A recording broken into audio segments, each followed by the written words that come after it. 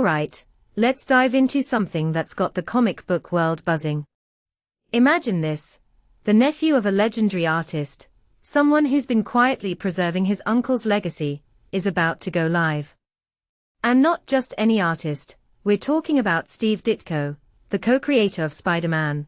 Personally, I think this is one of those moments where the behind-the-scenes story is just as fascinating as the superhero tales themselves.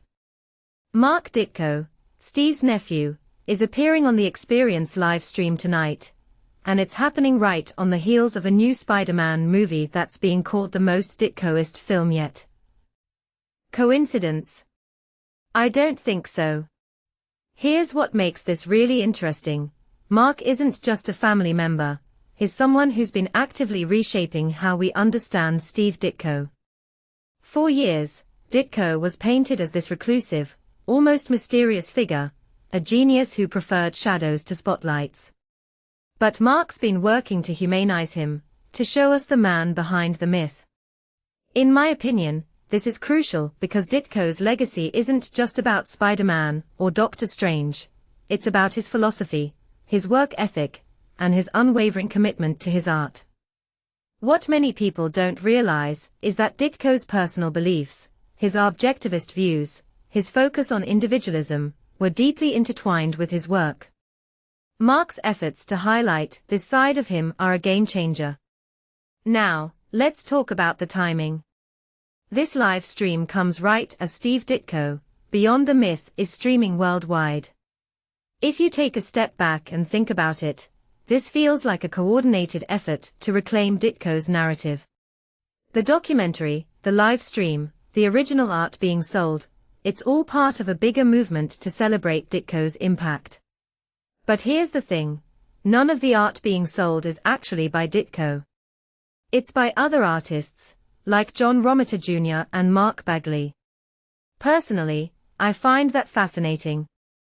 It's like the comic book world is saying, Ditko's influence is so vast, we're selling art inspired by him, even if it's not his.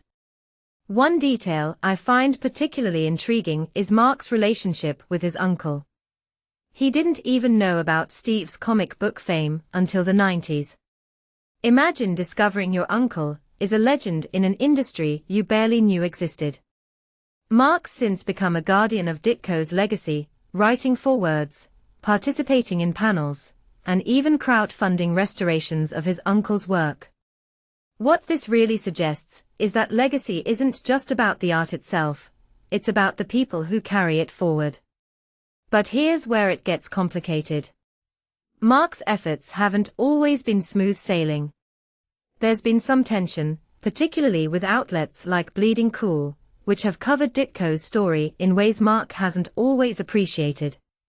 This raises a deeper question. How do we balance respecting an artist's legacy with the need for honest, sometimes critical, discussion? In my opinion, it's a delicate dance, and Mark's approach, focusing on preservation and celebration, is a refreshing take. So, what's the bigger picture here? Ditko's legacy is more than just Spider-Man swinging through skyscrapers. It's about the principles he stood for, the way he approached his craft, and the impact he had on generations of artists. Tonight's live stream feels like a chance to peel back another layer of that legacy, to hear stories and insights from someone who knew him personally. As we wrap up, I'm left wondering, what would Steve Ditko think of all this? He was famously private, letting his art speak for itself. Would he appreciate the spotlight being turned on his life and work, or would he prefer it stayed in the shadows? Personally, I think he'd be humbled by the effort to preserve his legacy, even if he'd shy away from the attention. So, here's my closing thought. Legacy isn't just about what you leave behind, it's about who carries it forward. Mark Ditko is doing more than just preserving his uncle's work, he's reminding us why it matters. And in a world where superheroes dominate the box office, that's a story worth tuning into. So, if you're as curious as I am, make sure to catch the Experience live stream tonight. Trust me, it's going to be one for the books.